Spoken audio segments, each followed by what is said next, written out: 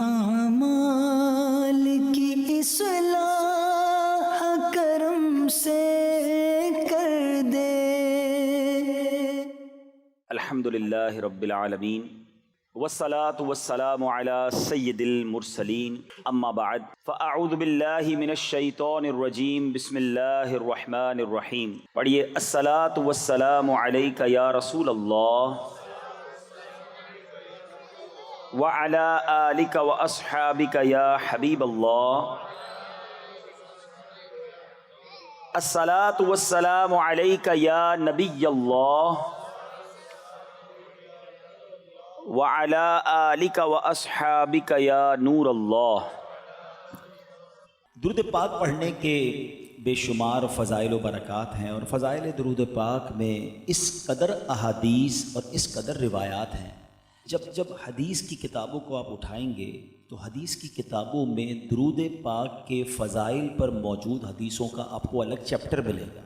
یعنی اتنی نبی پاک علیہ الصلوۃ والسلام نے صرف درود پاک کے فضائل پر اپنے فرامین ارشاد فرمائے کہ there will be a separate chapter on all books of احادیث۔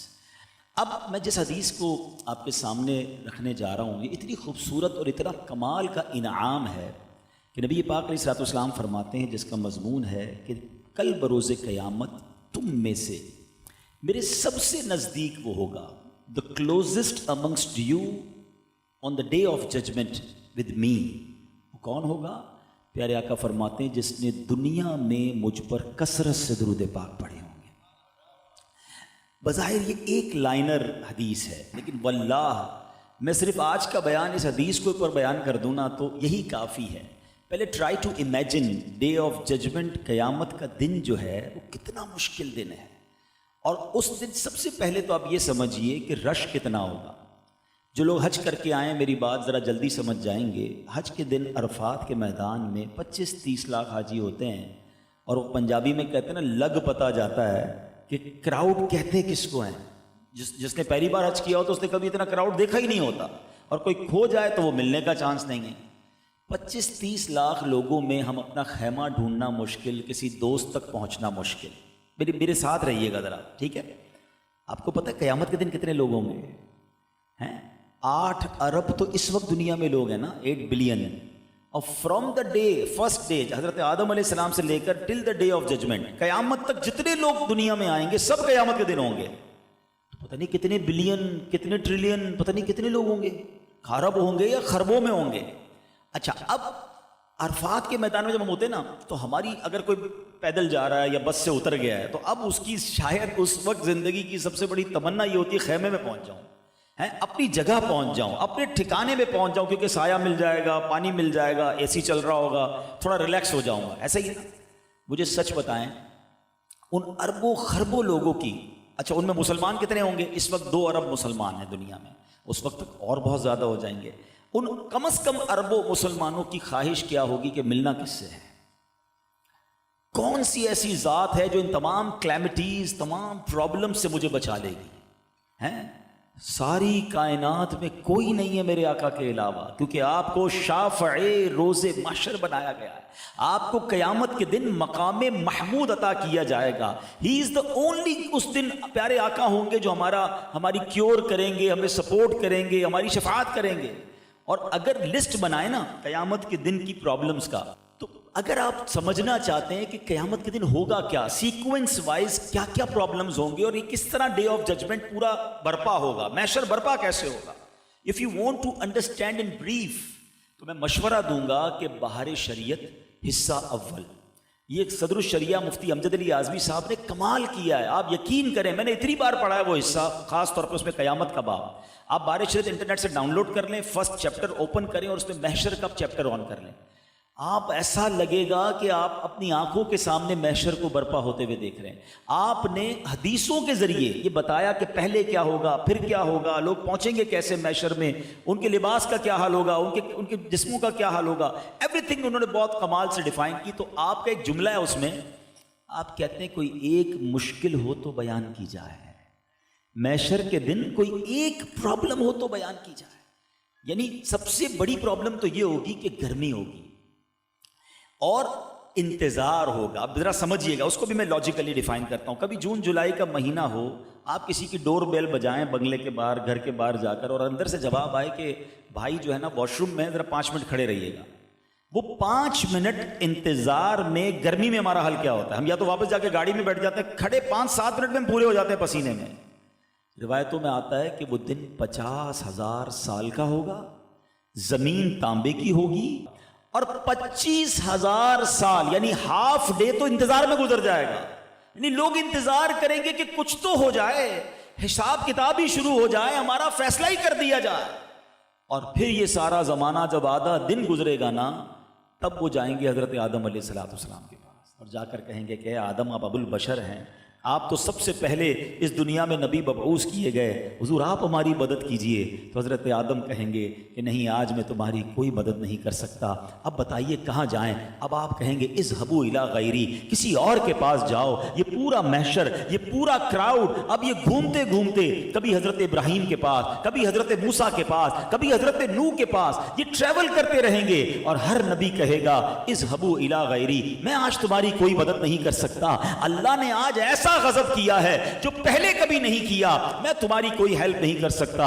اللہ اکبر. اور جب یہ محشر آخر میں حضرت جناب عیسیٰ روح اللہ علی نبینا علیہ السلام کے پاس پہنچیں گے, کہیں گے اے عیسیٰ ہماری مدد کیجئے. وہ کہتے ہیں آج میں تمہاری کوئی مدد نہیں کر سکتا. تو وہ عرض کریں گے کوئی پتہ ہی بتا دیجئے, کوئی راستہ ہی بتا دیجئے, ہم کس کے پاس جائیں؟ اللہ اکبر. تب حضرت عیسیٰ کہیں گے کہ آج تمہاری مدد کسی نے کرنی ہے تو جناب رسول اللہ نے کرنی ہے. وہ خاتم النبیین ہیں, وہ رب کے حبیب ہیں. آج محشر کے دن شفاعت کا صحرا انہی کے سر ہے, تم نے انہی کے پاس جانا ہے, انہوں نے آج تمہاری مدد کرنی ہے. یہ سارا محشر پھر جناب رسول اللہ کے پاس پہنچیں گے. اللہ اکبر. مفتی صاحب لکھتے ہیں, حدیث کے الفاظ انہوں نے لکھے کہ جب سارا محشر یہ لوگ تڑپتے ہوئے, سمجھے ٹھوکریں کھاتے ہوئے جناب رسول اللہ کے پاس پہنچیں گے, تو پیارے آقا یہ نہیں فرمائیں گے اذهبوا الی غیری, رسول اللہ فرمائیں گے انا لہا, انا صاحبکم, آ جاؤ میرے امتیوں, میں آج تمہارے لیے ہوں. اور پھر نبی پاک اللہ کی بارگاہ میں سجدہ فرمائیں گے. اور اللہ اکبر,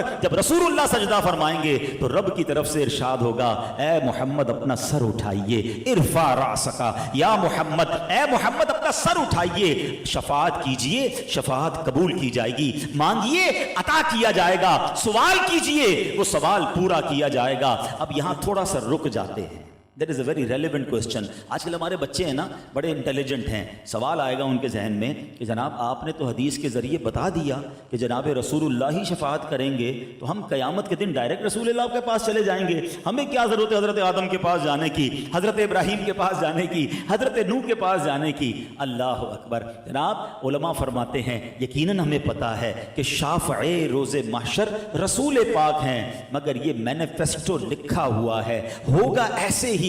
قیامت کے دن یہ سب کو بھلا دیا جائے گا, سارا محشر پہلے حضرت آدم کے پاس جائے گا, پھر یہ باری باری انبیاء کے پاس جائیں گے, اور آخر میں رسول پاک کے پاس پہنچیں گے. اب سوال ہے یہ وجہ کیا ہے, what is the reason behind this, یہ کیوں محشر کو گھمایا جائے گا؟ تو بات یہ ہے کہ جب بھی عشق کی گتھی سلجھتی ہے تو در رضا سے سلجھتی ہے.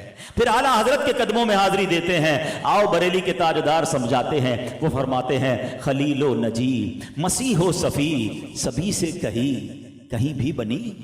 اے محشر والو سب کے پاس گئے نا, خلیل و نجی, مسیح و صفی, خلیل و نجی, مسیح و صفی, سبھی سے کہیں بھی بنی.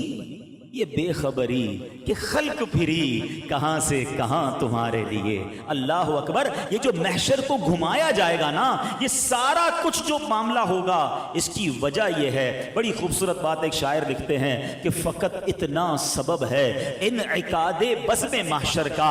ارے یہ محشر کا میدان سجایا کیوں جا رہا ہے؟ ارے جناب پیدا ہم قبر سے اٹھتے, ہمارے ہاتھ میں اعمال نامہ پکڑا دیا جاتا, رزلٹ دے دیا جاتا کہ تم جنتی ہو, جنت میں جاؤ, تمہیں دوزخ میں جانا ہے, نہیں محشر کے میدان میں آنا ہے. اب جناب حساب کتاب ہونا ہے. اتنا بڑا محشر کا میدان سجایا کیوں جا رہا ہے؟ ایک ہی شعر میں ہمیں سمجھا دیا. وہ کہتے ہیں فقط اتنا سبب ہے انعقاد بزم محشر کا, آقا تمہاری شان محبوبی دکھائی جانے والی ہے. دنیا کو بتانا ہے کہ رسول اللہ کا مقام کیا ہے. عرش حق ہے, مسند رفعت رسول اللہ کی, دیکھنی ہے حشر میں عزت رسول اللہ کی. ٹوٹ جائیں گے گناہگاروں کے فوراً قید و بند، حشر کو کھل جائے گی طاقت رسول اللہ کی۔ تو یہ محشر کے میدان میں اب جب نبی پاک ہی سکسیسر ہیں، نبی پاک ہی سپورٹر ہیں، پیارے آقا سے ہی جناب شفاعت لینی ہے، تو پتا چلا کہ جو پیارے آقا کے قریب ہو جائے گا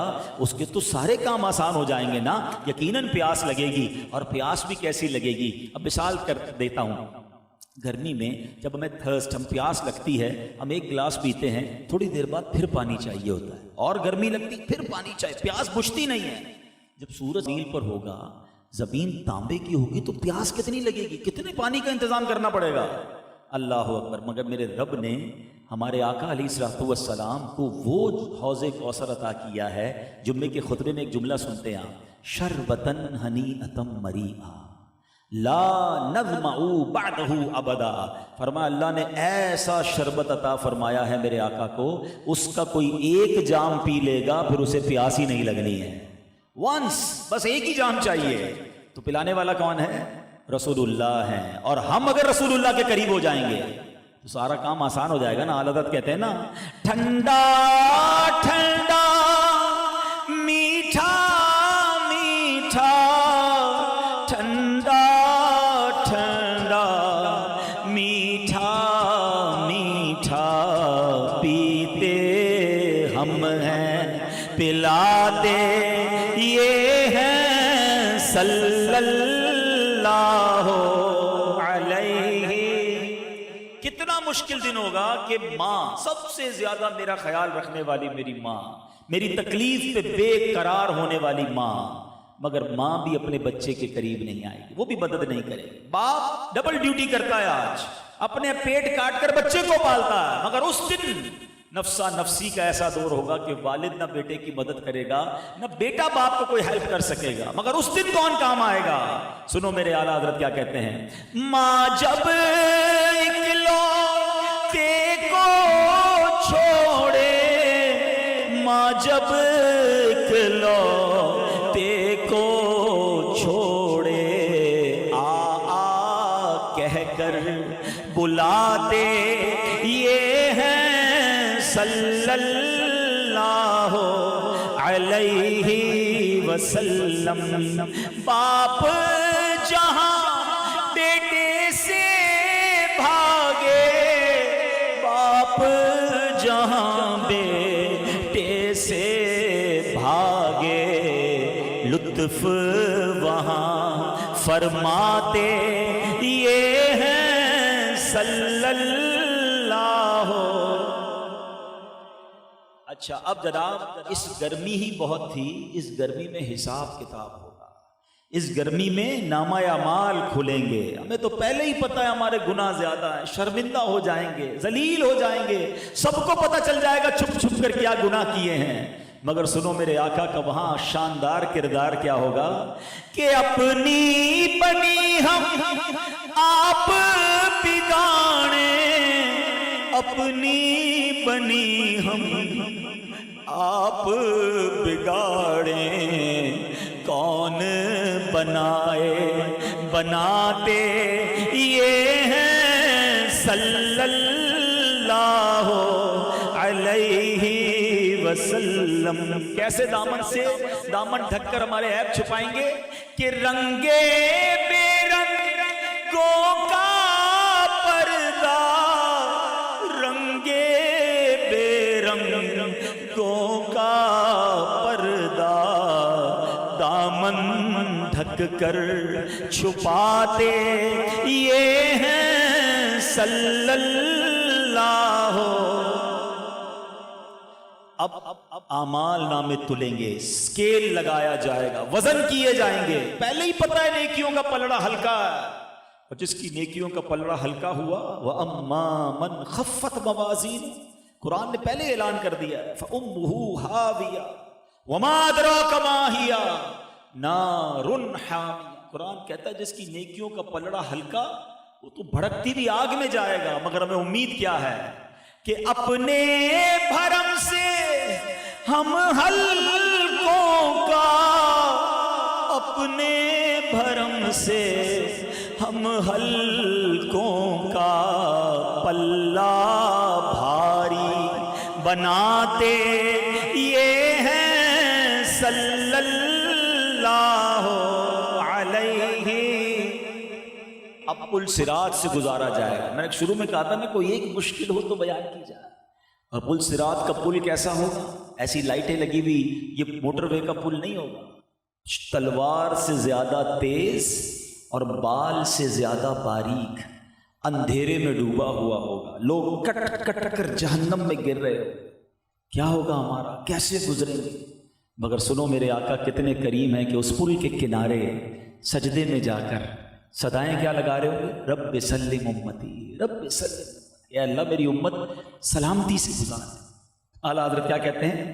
سلم سلم کی ڈھارس سے، سلم سلم کی ڈھارس سے پل سے پار چلاتے یہ ہیں صلی اللہ علیہ وسلم. اب آؤ جو میں نے درود پاک کی فضیلت بیان کی ہے، اب سمجھو وہ انعام کتنا بڑا ہے.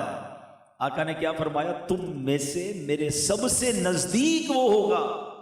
کس دن؟ قیامت کے دن، جس نے مجھ پر سب سے زیادہ درود پڑے ہوں گے. ہائے ہائے ہائے. اب سوچو یہ کتنا بڑا انعام ہے. میں گناہ گار پتہ نہیں کدھر پڑا ہوا ہوں گا، میں کدھر ہوں گا اور آقا کدھر، میں کیسے ان کو ڈھونڈ سکوں گا، میں کیسے قریب جاؤں گا. مگر گویا نبی پاک نے مجھے اور آپ کو گیٹ پاس دیا. میرے پاس آنا ہے تو میرے بندوں دنیا میں درود، میرے غلاموں دنیا میں درود پڑھ لینا. ہمارے پاس درود پڑھنے کا ہی ٹائم نہیں ہے. فضول باتیں کروا لو، موبائل فون پر گھنٹوں گزار لیں گے. کرکٹ میچ ہو تو پورا دن دیکھنے کے لیے تیار ہے. نہ نماز کا ہوش ہے، نہ درود کا ہوش ہے، نہ تلاوت کرتے ہیں. نہ کریں ایسا. یہ ایک ہی بار زندگی ملی ہے.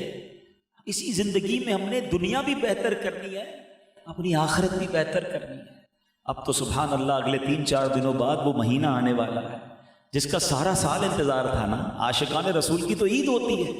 تو میں آپ سے سوال کرنا چاہتا ہوں کہ رسول اللہ صلی اللہ علیہ وسلم کے لیے کیا گفٹ تیار کر رہے ہیں؟ دنیا کا دستور ہے نا، جس کی برتھ ڈے آتی ہے اس کو گفٹ دیتے ہیں.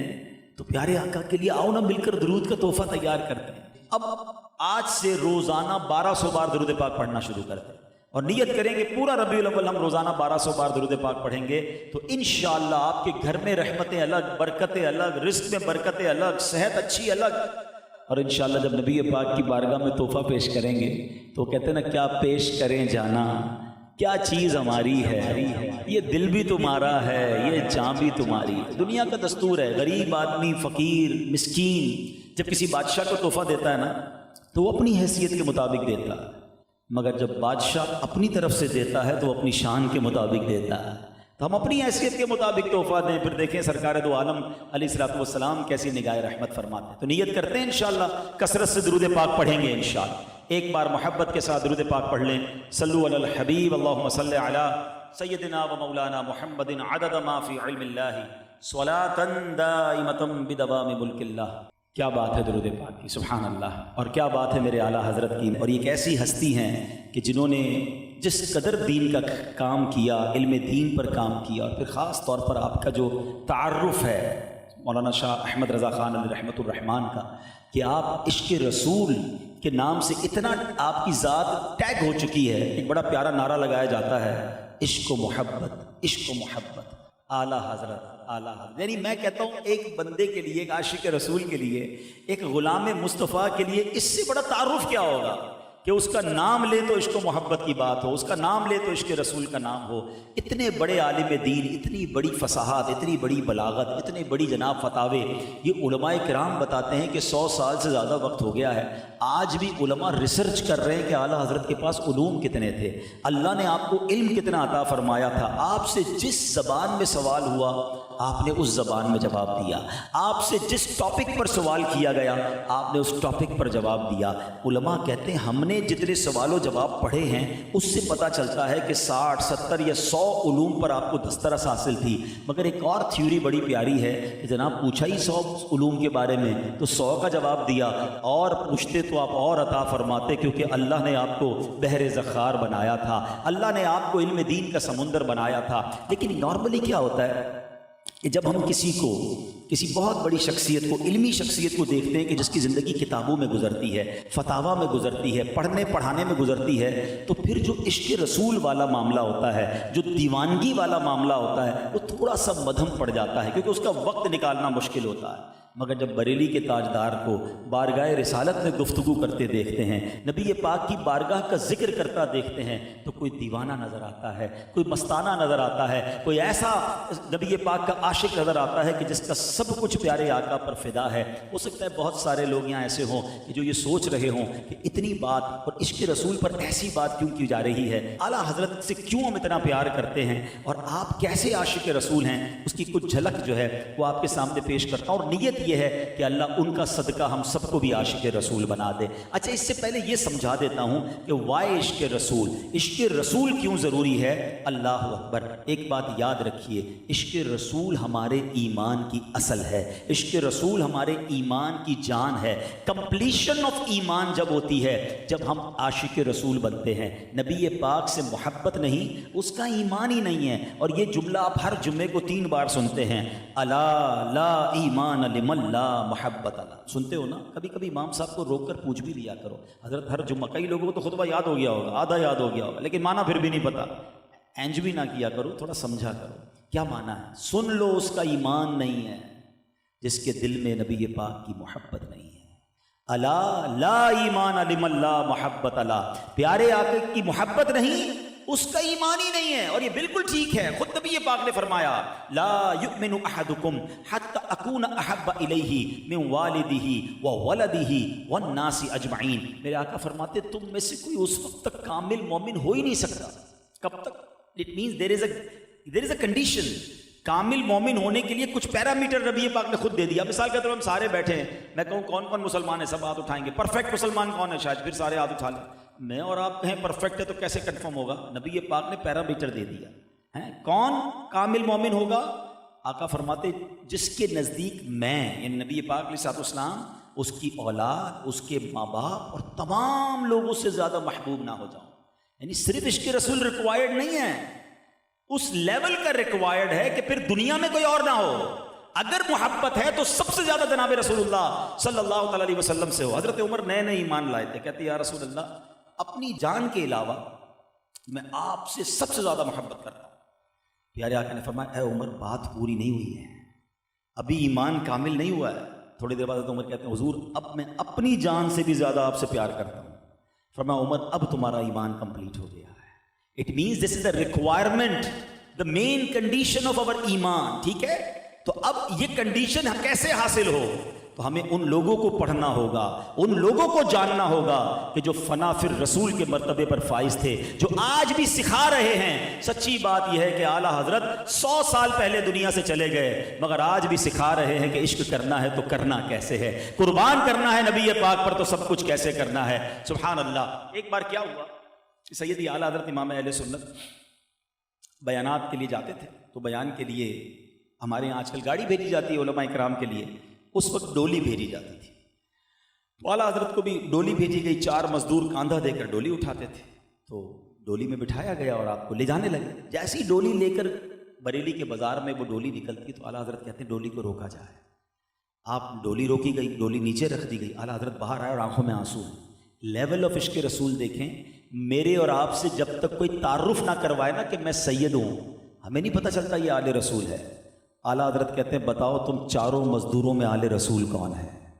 مجھے میرے آقا کی خوشبو آ رہی ہے اللہ اکبر. اب ایک مزدور لرزتا ہوا آیا, ہاتھ جوڑتا, کہتا حضور میں ہی سید ہوں, کیا مجھ سے کوئی غلطی ہو گئی؟ اللہ اکبر. مفتی اعظم ہیں, اس زمانے کے محدث ہیں, بڑے بڑے فقہا آپ کے شاگرد ہیں. اب اعلیٰ حضرت زاروں کے تار رونے لگے, کہتے سید زادے غلطی تم سے نہیں, غلطی مجھ سے ہو گئی ہے. آپ کے کاندھوں پر میں نے کیسے سواری کر لی؟ اے شہزادے, اگر بروز قیامت نبی پاک نے مجھ سے سوال کر لیا کہ اے رضا میری آل کے کاندھے اس لیے تھے کہ تم سواری کرتے, تو میں نبی پاک کو کیا جواب دوں گا؟ اے شہزادے مجھے معاف کر دو. ادھر وہ مزدور حیران ہے, لوگ جمع ہونا شروع ہو گئے, بازار کے اندر یہ واقعہ ہو رہا ہے. اعلیٰ حضرت کا ایک نام تھا, زمانے کے امام تھے, لوگ حیران ہیں کہ یہ کسی مزدور کے آگے ہاتھ جوڑ کر کیوں کھڑے ہیں, آنکھوں سے ٹپ ٹپ آنسو گر رہے ہیں. اب وہ مزدور کہتا ہے حضور آپ کا کیا قصور ہے, مزدوری مجھے چاہیے تھی, پیسوں کی ضرورت مجھے تھی, میں کام کرنے کے لیے آیا. اعلیٰ حضرت کہتے ہیں نہیں مجھے معاف کر دو, اللہ کے لیے معاف کر دو. وہ شہزادہ کہتا ہے, وہ سید زادہ مزدور کہتا ہے حضور میں نے آپ کو معاف کیا. کہتے نہیں احمد رضا کے دل کو جب تک تسلی نہ ہوگی, جب تک اے شہزادے آپ ڈولی میں نہ بیٹھیں گے اور احمد رضا اس ڈولی کو نہ اٹھائے گا. آپ نے اپنا امامہ اتارا اور اس سید زادے کے قدموں میں رکھ دیا. لوگوں کی چیخیں نکل گئیں اور لوگ بھی زاروں کے تار رونے لگے. اور پھر زمانے نے یہ منظر دیکھا کہ اعلیٰ حضرت نے صرف اپنے شعر میں لکھا نہیں کہ آقا تیری نسل پاک میں ہے بچہ بچہ نور کا, تو ہے عین نور, تیرا سب گھرانہ نور کا. آپ نے یہ پروف کیا کہ آپ نے اس شہزادے کو ڈولی میں بٹھایا اور کاندھے پر اس بازار میں سیدی اعلیٰ حضرت نے اس ڈولی کی سواری فرمائی. یعنی آپ نے اپنے کاندھوں پر اٹھایا. اس قدر عشق رسول کا لیول آپ کے دل میں تھا. اللہ اکبر. ایک بار بریلی شریف کے قریب, چونکہ آپ شاعر بھی بڑے کمال کے ہیں, آج بھی آپ کی شاعری پر ہدایت بخشش پر ریسرچ ہو رہی ہے, لوگ پی ایچ ڈی کر رہے ہیں آپ کی شاعری پر. ہوا یہ کہ بریلی کے قریب ایک ریاست تھی, اس کا نام ہے نان پارا. وہاں سے لوگ آئے کہ حضور آپ بہت زبردست شاعر ہیں. وہاں ایک بڑا نواب ہے اور لوگ اس کی نواب کے قصیدے لکھتے ہیں, اور جب قصیدے لکھتے ہیں جو اچھا قصیدہ لکھتا ہے وہ اس کو انعام دیتا ہے. حضور آپ تو ون آف دا بیسٹ ہیں, اگر آپ لکھ دیں گے تو آپ کو بہت بڑا انعام مل جائے گا, آپ کے بھی کچھ کام آسان ہو جائیں گے, مدرسے کے دیگر معاملات. اعلیٰ حضرت نے قلم اٹھایا. ہو سکتا ہے اس وقت کے لوگوں نے سوچا ہو کہ جناب یہ بڑا کمال کا قصیدہ لکھیں گے, مگر واللہ قصیدہ تو کمال کا لکھا, مگر کس کے نام پر لکھا, کس کی شان میں لکھا؟ نواب کے نام پر نہیں, اپنے آقا کی شان میں لکھا. کیا لکھتے ہیں وہ؟ کمال حسن حضور ہے کہ گمان نقص جہاں نہیں, یہی پھول خار سے دور ہے, یہی شمع ہے کہ دھواں نہیں. واللہ میرے پاس وقت کم ہے, لیکن اگر میں اس کلام کو ہی ایکسپلین کروں آپ کے سامنے, ون آف دا امیزنگ کلام آف اعلیٰ حضرت. آپ نے کس کس بات کو کور کیا ہے؟ آپ کہتے ہیں نبی پاک کے حسن کی شان یہ ہے, امیجن نقص تو دور کی بات ہے, فالٹ تو دور کی بات ہے, امیجنیشن بھی نہیں کی جا سکتی کہ گمان نقص جہاں نہیں. آج آپ دنیا میں گلاب اٹھائیں آپ کو بہت اچھا لگتا ہے, مگر گلاب کے ساتھ پرابلم یہ ہے کہ کانٹے بھی ہوتے ہیں. آپ اپنے گھر میں شمع جلائیں, کینڈل لائٹ ڈنر بڑا مشہور ہے, مگر اس پہ ایک پرابلم ہے, اس کینڈل میں دھواں ہوتا ہے. اعلیٰ حضرت کہتے ہیں میرے آقا وہ نعمت ہیں جس کے ساتھ کوئی زحمت نہیں ہے کہ وہ پھول کیسے ہیں, یہی پھول خار سے دور ہے, یہی شمع ہے کہ دھواں نہیں. میں نثار تیرے کلام پر ملی یوں تو کس کو زبان نہیں, وہ سخن ہے جس میں سخن نہ ہو, وہ بیان ہے جس کا بیان نہیں. میرے آقا جب گفتگو کرتے نا تو بڑے بڑے انٹلیکچول, اب یہ الگ بات ہے, کبھی موقع ملا تو اس کو بیان کریں گے کہ عرب کے لوگوں کو اپنی زبان پر کتنا ناز تھا. اس زمانے میں لوگ سمجھتے تھے ہمیں بولنا آتا ہے, کسی اور کو بولنا ہی نہیں آتا, مگر جب نبی پاک گفتگو کرتے تو وہ لوگ جن کو اپنی زبان پر ناز تھا ان کا حال کیا ہوتا؟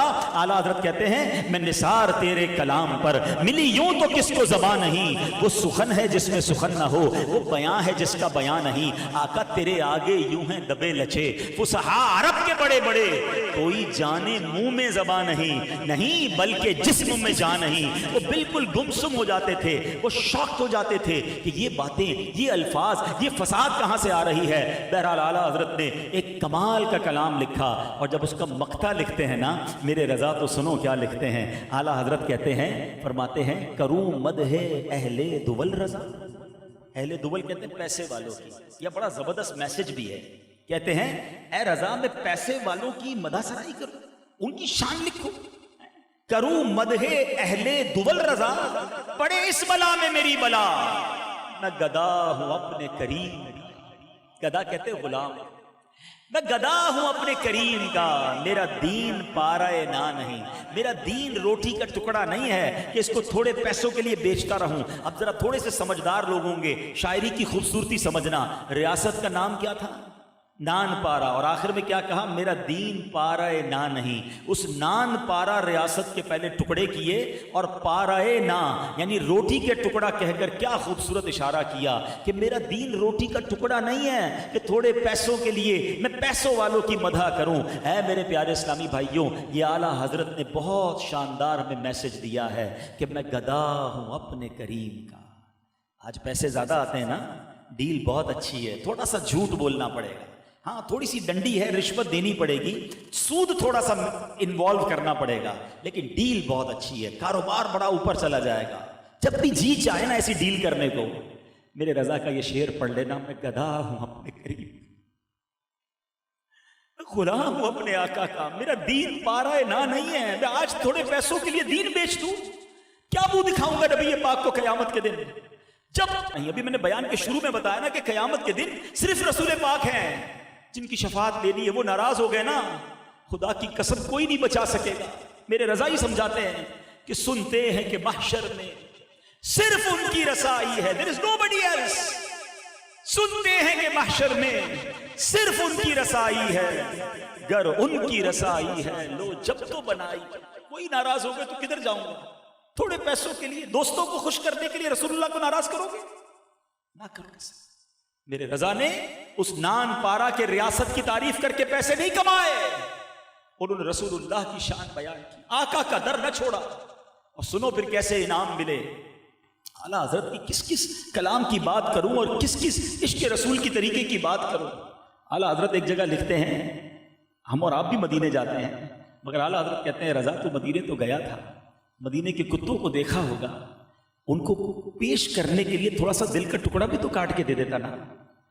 دل کا ٹکڑا، ہاں دل کا ٹکڑا کٹتا تو کیا ہوتا؟ جان چلی جاتی نا۔ اے رضا تجھے مدینے کے کتوں سے اپنی جان اتنی پیاری ہے؟ کہتے پار آئے دل بھی نہ نکلا، دل سے تحفے میں رضا ان سگانے کو سے اتنی جان پیاری۔ واہ اے رضا تجھے اپنی جان اتنی پیاری ہے، اس قدر آپ کا عشق رسول تھا۔ اللہ اکبر، خدا سگانے مطیبہ سے یہ مجھ کو سنوا دے کہ ہم اپنے کتوں میں تجھ کو شمار کرتے ہیں۔ کیا لیول ہوتا تھا۔ بہرحال اعلیٰ حضرت اب مدینے جاتے ہیں، سوچو سب کو رلا کر سب کو مدینے کا راستہ دکھانے والا جب خود مدینے پہنچا ہو، مدینے کے بارے میں اعلیٰ حضرت کے اشعار تو پڑھیں، بلکہ جب مدینے جایا کرو تو ان کے کلام ساتھ لے جایا کرو۔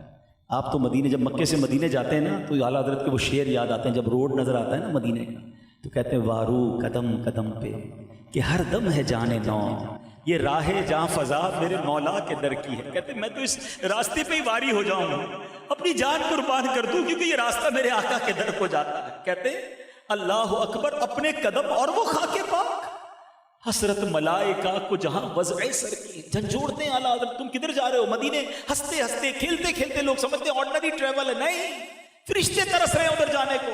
ہاں ہاں رہے مدینہ ہے غافل ذرا تو جا، وہ پاؤں رکھنے والے یہ جا چشم و سر کی ہے۔ جب مدینے پہنچتے تو اعلیٰ حضرت کہتے ہیں معراج کا سما ہے۔ کہاں پہنچے زائروں، پتہ ہے کدھر آئے ہو؟ کرسی سے اونچی کرسی اسی پاک در کی ہے۔ آئے ہائے، اور پھر جب آقا کے دربار میں جائیں تو بتاتے ہیں کہ منہ کیسے دکھاؤ گے؟ اف بے حیائیاں کہ یہ منہ اور تیرے حضور، ہاں تو کریم ہے، تیری خو در گزر کی ہے۔ آقا جائیں کہاں، پکارے کسے، کس کا منہ تکیں، کیا پرسش اور جا بھی سگے بے ہنر کے۔ میرے رضا کا عشق تو دیکھو، دنیا میں کسی سے مانگنا ہونا تو سیلف کانفیڈنس ختم ہو جاتا ہے، بندہ ذلت محسوس کرتا ہے، بھیک مانگنے والا کب خوش ہوتا ہے۔ مگر میرے رضا سے پوچھو، کہتے ہیں آقا کے در کی بھیک کا بھی مزہ الگ ہے۔ کہتے ہیں لب واہ ہیں، آنکھیں بند ہیں، پھیلی ہیں جھولی، کتنے مزے کی بھیک تیرے پاک در کی۔ آئے ہائے، مدینے جانا ہو تو میرے رضا کے طریقے سے جاؤ، ان سے سیکھ کر جاؤ۔ وہ بتاتے ہیں آقا سے مانگنا کیسے ہے، فرماتے ہیں مانگیں گے مانگے جائیں گے، منہ مانگی پائیں گے۔ ارے ادھر نہیں مانگوں گا تو کدھر مانگوں گا؟ سرکار میں نہ لا ہے نہ حاجت اگر کی ہے۔ نبی یہ پاک تو کسی کو منع نہیں فرماتے نا۔ واہ کیا جود و کرم ہے شہ بطحا تیرا، نہیں لفظ نہیں سنتا ہی نہیں، مانگنے والا تیرا. حضور آپ سے تو جس نے جو مانگا آپ نے عطا کیا. ابو ہریرہ نے یادداشت مانگی آپ نے وہ عطا کی. حضرت ابو قتادہ نے اپنی آنکھ واپس لگانے کا کہا آپ نے وہ عطا فرمایا. صحابہ آ کے بارش مانگتے آپ وہ عطا کرتے. حضور آ کر کہتے بارش رکوا دے آپ وہ عطا فرماتے.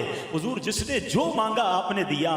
غلام بھی آیا ہے خیرات لینے آیا ہے. حضور میری بھی جھولی بھر دیجئے. سبحان اللہ. ایسا عاشق رسول جو آج بھی ہمیں رلا رہا ہے, جو آج بھی ہمیں تڑپا رہا ہے. جب خود مدینے پہنچے ہوں گے تو کیا عالم ہوا. اب اعلیٰ حضرت جب مدینے پہنچے نا تو آپ نے تمنا کی کہ اب نبی پاک کا جاگتی آنکھوں سے دیدار کرنا ہے, رسول اللہ کا جلوہ دیکھنا ہے. سیدی اعلیٰ حضرت سنہری جالیوں کے سامنے پہنچ گئے. ساری رات درود پاک پڑھتے رہے.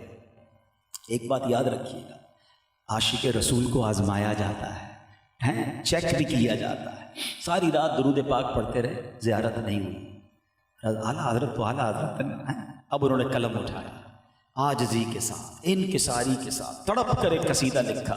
آپ کہتے ہیں کیا لکھتے ہیں, اس ہوئے لال ہزار پھرتے تیرے دن ہے بہار پھرتے, ہر چراغ مزار پر قدسی کیسے پروانہ وار پھرتے ہیں. اب اس کا بھی اندر ایک نکتہ ہے, یہ کون دیکھ سکتا ہے. ہم بھی تو گئے مدینے, ہمیں تو کوئی نظر نہیں آیا, مگر کوئی دیکھ رہا ہے نا کہ دیکھو نبی پاک کے دربار کے ہر چراغ پر کتنے فرشتے گھوم رہے ہیں. کہتے ہیں ہر چراغ مزار پر قدسی, دیکھو کیسے پروانہ وار پھرتے ہیں. اس گلی کا گدا ہوں میں جس میں مانگتے تاجدار پھرتے. یہ منظر تو آج بھی دیکھتے ہو نا, مدینے جائیں تو کبھی ایک صدر آ رہا ہوتا ہے, ایک وزیر اعظم جا رہا ہوتا ہے, ایک صدر آ رہا ہوتا ہے. سب کیا کر رہے ہوتے ہیں, ہاتھ باندھے ہیں فقیر بن کر آتے ہیں. اس گلی کا گدا ہوں میں جس میں مانگتے تاجدار پھرتے. لکھتے گئے لکھتے گئے, آخر میں کیا انکساری کی. کوئی کیوں پوچھے تیری بات رضا, اے رضا تیری بات کس نے پوچھنی ہے. انکساری کر رہے ہیں, تجھ سے کتے ہزار پھرتے, تیرے جیسے تو بہت ہے نبی پاک کی بارگاہ میں آنے والے. اے رضا تیری کیا ویلیو, تجھے دیدار کرنا ہے, تیری اوقات نہیں. اللہ اکبر. ویسی انکساری کی نا, سبحان اللہ. تو اللہ کے حبیب علیہ السلام نے سیدی اعلیٰ حضرت کو جاگتی آنکھوں سے اپنا دیدار عطا فرمایا. یہ ہے اعلیٰ حضرت. یقین کریں میں نے ان کی حیات کا شاید 0.001% بھی بیان نہیں کر پایا, ورنہ وہ ایسی ہستی ہیں کہ مہینوں بیان کرتے جائیں. اور پھر آپ کے میں نے کہا نا بہت سارے اسپیکٹ آف لائف ہیں. بہرحال اللہ تربت اعلیٰ حضرت پر کروڑوں رحمتوں کی بارش نازل فرمائے. کچھ لوگوں کے قلم میں وہ جان ہوتی ہے. اعلیٰ حضرت کی یوں تو کئی کلام دنیا بھر میں نے ٹریول کیا, ماشاء اللہ محمود بھائی بھی جاتے ہیں, ہر زبان والے لوگ پڑھ رہے ہوتے ہیں, مگر جو مقبولیت مصطفیٰ جان رحمت پہ لاکھوں سلام. یہ ایک ایسا مقبول, یہ بارگاہ رسالت سے مقبول کلامی نظر آ جاتا ہے کہ میں نے عربیوں کو پڑھتے دیکھا, میں نے افریقنس کو پڑھتے دیکھا, میں نے انگریزوں کو پڑھتے دیکھا, ان کو سمجھ نہیں آ رہا ہوتا, مگر ان کی زبان پر جھوم جھوم کر کھڑے ہو کر مصطفیٰ جان رحمت پہ لاکھوں سلام. یعنی میرا ماننا یہ ہے کہ اذان کے بعد اگر پوری دنیا میں کوئی نغمہ سب سے زیادہ گنگنایا جاتا ہے, سب سے زیادہ کوئی کلام پڑھا جاتا ہے, وہ مصطفیٰ جان رحمت پہ لاکھوں سلام. اور سبحان اللہ آخر میں کیا اعلیٰ حضرت نے تمنا کی ہے, میرا ایمان کہتا ہے کہ انشاءاللہ میرے رضا کو یہ ضرور حاصل ہوگا. کہتے ہیں مجھ سے خدمت کے قدسی کہیں ہاں رہا. کہتے تمنا یہ ہے کہ قیامت کا دن ہو اور نبی پاک جب جلوہ فرمائیں تو مجھے فرشتے کہے ہاں رضا. قدسی کہتے ہیں فرشتوں کو, ہاں رضا, اور وہاں میں نبی پاک کے سامنے محشر کے میدان میں پڑھوں مصطفیٰ جان رحمت. ہم اللہ سے دعا کرتے ہیں کہ اے اللہ سیدی اعلیٰ حضرت کو یہ مرتبہ ضرور عطا فرمانا, اور اس محفل میں ہمیں بھی موقع عطا فرمانا. ہم بھی نبی پاک کے چاہنے والے, ہم بھی سرکار کے امتی ہیں, ہمیں سرکار کے قرب سے محروم نہ کرنا. بس میرے پیارے اسلامی بھائیوں, بہت کمال کا مہینہ آنے والا ہے. سرکار کی محبت کو دل میں سب سے زیادہ رکھو, یہ محبت ہی کام آنی ہے. اور نبی پاک کی محبت کا تقاضا یہ ہے کہ ان کی نافرمانی نہ کی جائے. دنیا میں آپ جس سے پیار کرتے ہیں نا اس کو ناراض نہیں کرتے. اگر واقعی سرکار دو عالم علیہ السلام سے پیار ہے نا تو ان کو ناراض نہ کریں. انہوں نے جھوٹ بولنے کا منع کیا, ہم سچے ہو جائیں. انہوں نے دھوکہ دینے کا منع کیا, ہم ایماندار ہو جائیں. انہوں نے نماز پڑھنے کے بارے میں فرمایا کہ میری آنکھوں کی ٹھنڈک ہے, ہماری ایک نماز بھی قضا نہ ہو. اس بار ربیع الاول میں اپنا گھر سجائیں, بالکل سجائیں, پرچم بھی لگائیں, مگر اس بار گھر سجانے کے ساتھ ساتھ اپنا آپ بھی سجائیں.